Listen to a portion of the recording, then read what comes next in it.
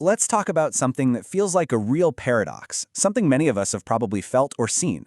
Why is it that some of the brightest, most intelligent people often feel the most alone? I mean, let's get right into it. It just doesn't seem to add up, right? We're taught that intelligence is this amazing asset, a key to a successful life. But for so many people, it can actually feel like a barrier, something that leads to isolation. So what is really going on here? The expectation is pretty straightforward. You're smart, so you'll probably have this vibrant, successful social life. But the reality? Well, the reality can be the complete opposite. A high IQ often goes hand in hand with feeling misunderstood and, frankly, pretty lonely. Let's dig into why. Okay, first things first, let's look at the psychology behind all of this. And this is super important. If any of this sounds like you need to know it's not some personal flaw. It's not that you're bad at people. It's often just a natural outcome of how a highly analytical brain is wired to see the world. This brings us to a really deep concept called existential solitude. Now look, everyone feels this a little bit, but for highly intelligent people, it can be incredibly intense. It's that gut-level awareness that no matter how well you explain yourself, no one can ever truly be inside your head and experience your thoughts and feelings exactly as you do. There's always this gap. So how does this actually show up in day-to-day life? Well, we're going to break down 3 really common patterns. A deep-seated intolerance for small talk, having interests that are just too specific for most conversations, and, this is a big one, having really high, almost perfectionistic standards for what a friend should be. Let's kick things off with small talk. For a lot of smart people, it can feel like absolute torture. And it's not about being a snob. It's about a genuine, physical craving for deeper, more meaningful conversation. When your mind is wired to find patterns and ask why, a conversation about the weather just doesn't scratch the itch. You know, there's that famous quote, often credited to Eleanor Roosevelt, that just nails this idea perfectly. It's not about the topics being smarter, it's about wanting a different kind of conversation. One that gets into the big ideas, the abstract concepts, the what-ifs.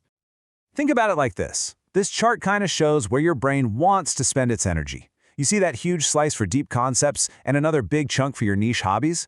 But most of our daily chatter happens in that tiny little sliver of everyday logistics. And right there, that's the mismatch. That's the disconnect. Okay, but it's not all about the outside world. We have to be honest here. A lot of the time, we are the ones building the walls that keep us isolated. Let's talk about how our own internal thought patterns can actually create the very loneliness we're trying to avoid. It's this sneaky, self-reinforcing cycle that's so easy to fall into. It starts with step 1. You just assume people won't get it, so you don't even try to share something you're passionate about. Then comes step 2. You start judging every conversation and every person based purely on intellectual content. And that leads to step 3. You go home and overanalyze every little thing you said, looking for flaws instead of just, remembering the connection. It's a really powerful trap. And this leads us right into the perfectionism trap. When you're good at optimizing systems or finding flaws in an argument, it's really tempting to apply that same critical lens to people. You might find yourself subconsciously searching for the perfect friend, someone who understands everything, shares all your interests, and never says the wrong thing. Essentially, you're looking for someone who gets you 100%, a perfect mirror of yourself. But that person just doesn't exist. And holding out for that impossible ideal is a guaranteed recipe for disappointment and loneliness, because you'll just end up overlooking all the amazing, real, imperfect people right in front of you. Okay, so what do we do?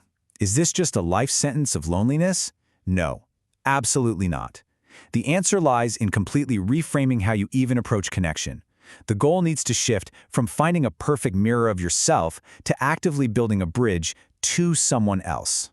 Let's put these 2 goals side by side. The old, isolating goal is about finding an intellectual twin, someone who validates everything you think. But the new goal, the one that actually works, is about seeking genuine connection. That means valuing things like emotional resonance, just feeling seen and accepted. It's about enjoying different perspectives, not just hunting for someone who agrees with you on everything. And look, this chart really says it all.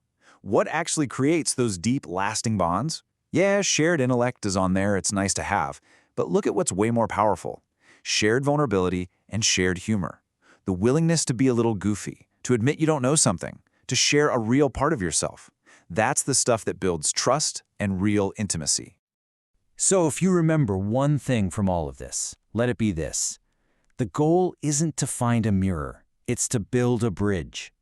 Stop searching for a reflection of you out in the world. Instead, focus on the messy, challenging, but incredibly rewarding work of reaching out and connecting your world to theirs. And I'll leave you with this final thought to really chew on. What if we've been looking at this completely backward? What if the key to feeling connected isn't about finally being understood, but about turning that powerful, analytical brain of yours outward and focusing on the simple, generous act of truly understanding someone else?